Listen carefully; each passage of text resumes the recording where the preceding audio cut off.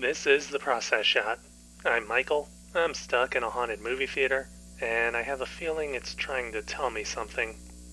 Censor is a newish British horror film from Prano Bond set in the 1980s at the height of the video nasties era.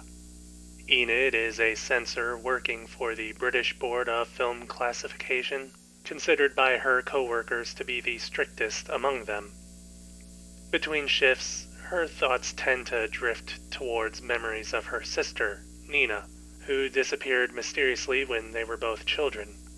When a film director asks to have one of his movies screened for Enid specifically, she's sent down a spiraling rabbit hole when the film she sees ends up coinciding with her memories of her sister, introducing the possibility that she didn't simply disappear, but was abducted. The film sticks pretty closely to this story throughout.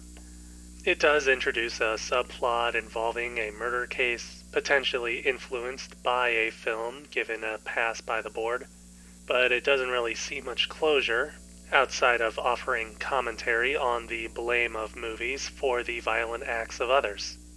In fact, much of the film is held up by its commentary of the era and of the censorship of horror films for the alleged purpose of protecting citizens, with Enid's story of her search for her sister an example of Censor's themes and ideas of the capacity of great horrors and violence as coming from within people, rather than through outside media, as suggested by news outlets then and now.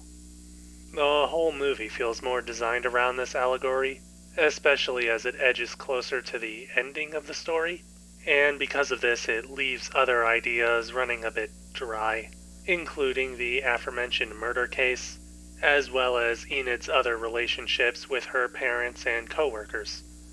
That's not to say that it focuses too much on her search for Nina, but it does leave the other threads hanging without any real closure at the end. That said, Censor does at least know how to get across what it wants to say, especially in its technical elements and overall treatment of the horror genre.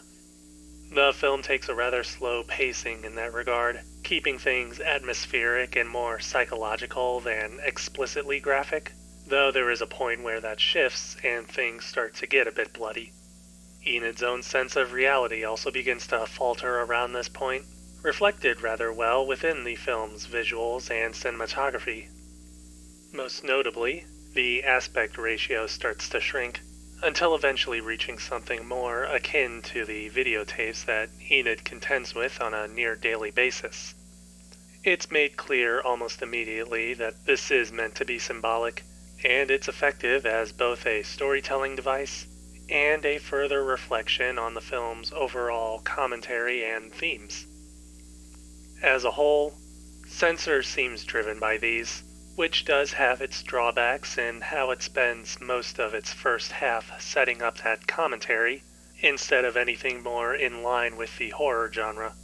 It still manages to come together in the end, but only because it seems to put all its horror in the final scenes and fully cement the allegory, giving the audience a high note to leave on instead of a fuller experience across the whole film.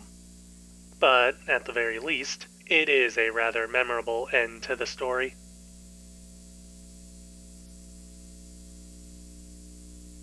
Censor, Prano Bond, 2021.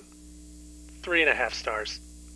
I'd say that it's worth seeing, even if only for the commentary.